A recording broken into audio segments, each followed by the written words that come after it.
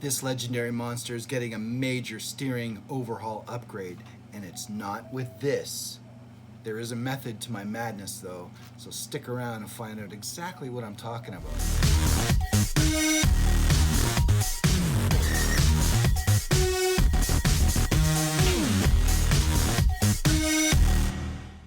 Hey everyone, welcome back to the bench. So I got this Reef's 555 servo. It's not going into this Clod Buster. The Reef's 555 goes in the Gen 8X. The Reef's 422 HD that came with the X went into my wife's rig. So the method to my madness, well, my crawler got a major upgrade in servo.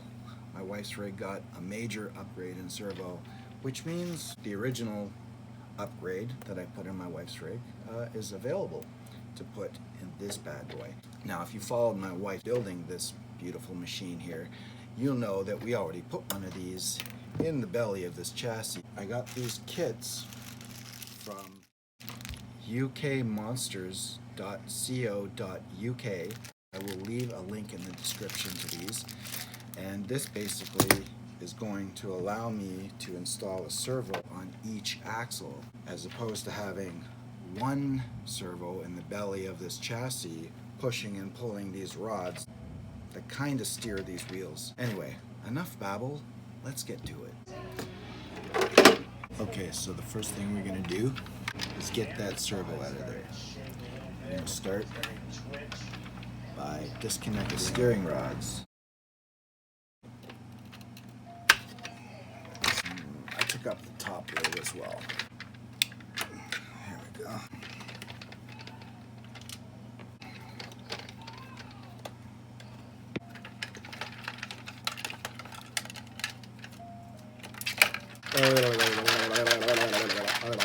Remove these bumpers, the linkage that comes with this little kit.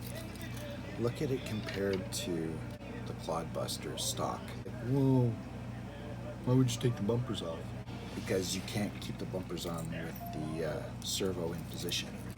I understand the bumpers being on there, they protect the rods here.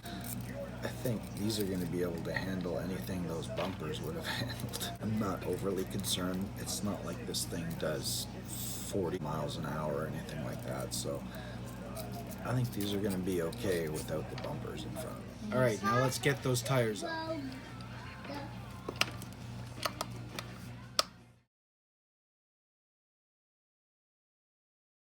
You want to get rid of the servo saver that runs through this part of the axle, and you want to get rid of all these push and pull rods with all of the hardware as well.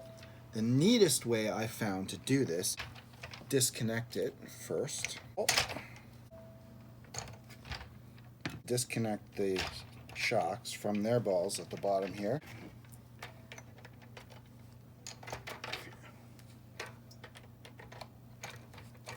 Alright, this drops right down, makes it really easy to get at this nut on the top. And we're going to pull this right off, and we'll let that drop out. We're just going to put that hardware aside. We're just going to unscrew these two balls. Balls. These replacement kits come with all the necessary hardware you need to connect it to the hub. And that's that. This is not a paid promotion, by the way. I am promoting this because I think personally that is awesome. Okay, so when you got it all out, back together, that's how it's going to look.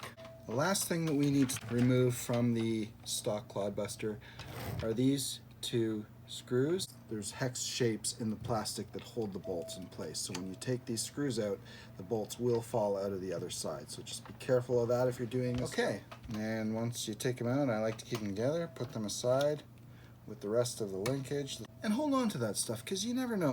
For whatever reason, you may want to take it back to stock, and keeping it easy makes it easy to put it back together, right? Moving along, we're ready to check out what comes in the kit. Let's open this up and see what's inside. Now I've already done one of these just so that I knew more about what I was going to talk about when I did the video. So I've actually already completed the rear end. I just did that for your benefit so that I would know at least a little bit of what I was talking about. They have their brand, of course, with their little stapled fold over. You got to check out what my boy Ryan has over there. Customer service is fantastic. I had a small issue. Well, I shouldn't say it was an issue. It turned out to be a non-issue, but basically eBay had said that the product was delivered before it had been delivered. I wrote to Ryan as soon as I got the message. I said, hey man, you know, I don't mean to bug you, but eBay says it's delivered and I haven't received it yet. And Ryan was completely cool about it. It's happened to me a couple of times. He's seen it before. He says, don't worry, if it doesn't show up within the next day or two, I'll look after you. So awesome, it did show up, and I appreciate it, Ryan. I really appreciate the reply time as well. It didn't take too long to get back to me.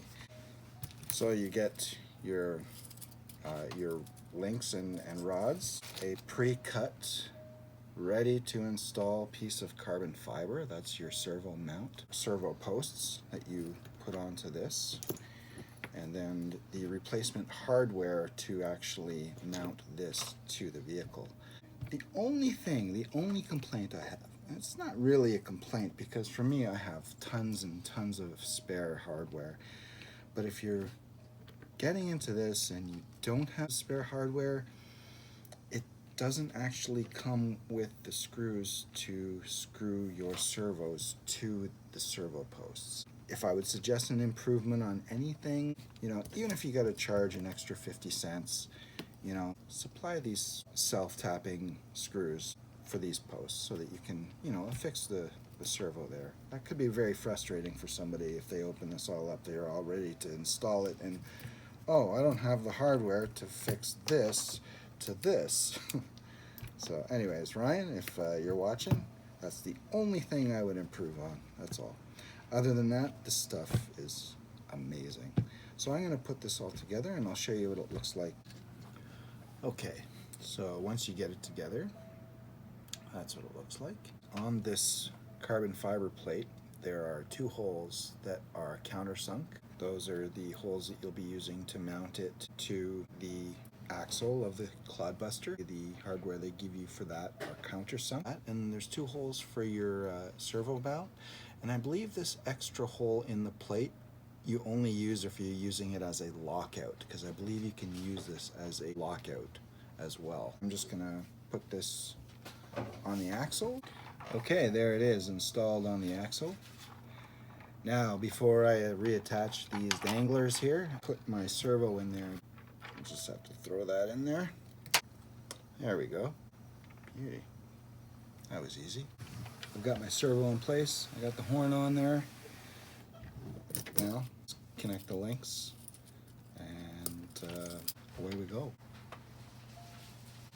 And there we go. All the wheels back on. Here's what she looks like. It's pretty bad. I'm gonna try flipping this servo around. I'm gonna set up my EPAs, make sure it's not trying to steer weight more than it needs to. Some people, what they do is they chop off the limiter on each wheel. I'm gonna leave it as it is. I might do that upgrade later. Let's see a comparison, shall we?